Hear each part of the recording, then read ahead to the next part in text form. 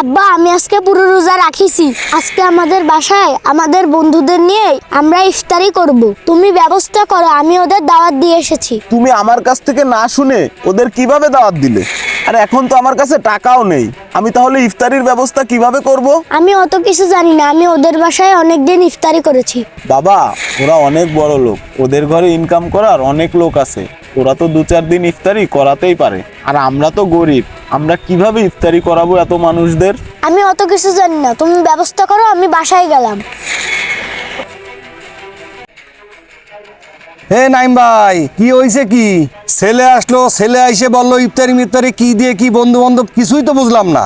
আরে নিতেশ দা, আর কোয়েন না, ছোট মানুষ রোজা রাখিছে, আজকে এসে বায়না ধরেছে ওর বন্ধু বান্ধবদের নিয়ে আমাকে বাড়ি ইফতারির পার্টি করবে। কিন্তু আমি গরিব মানুষ, টাকা কোন জায়গা পাবো? আর এইটুক বাচ্চারে কিভাবে বুঝাবো আপনিই কোন? ও এই ব্যাপার, আমি ভাবলাম কি না কি। আচ্ছা ঠিক আছে, তুমি কাজ করো, আমার একটু কাজ আছে। গরিবের আবার ইফতারি।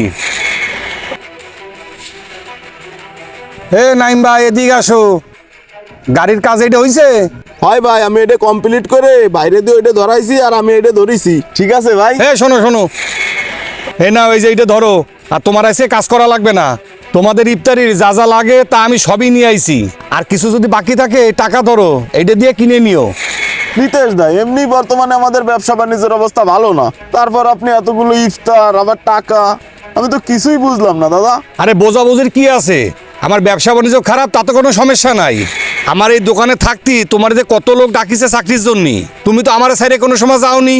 আর আমার বিপদে যখন তুমি যাওনি, আমারও তো কর্তব্য আছে তোমার জন্য কিছু করার। এবার আপনি বুঝতে পারিছেন নিতেশ দা, এত দুঃসময় থাকাকালীনও কেন আমি আপনারে সাইডে যাই না? কারণ আমি ধর্মের থেকে মানুষত্বকে বেশি বিশ্বাস করি, আর আপনার ভিতর সেই মানুষত্ব আছে, আর আপনি জাত ধর্ম বিচার করেন না। সবার উপর মানুষ সত্য, তাহার উপর কিছু নাই।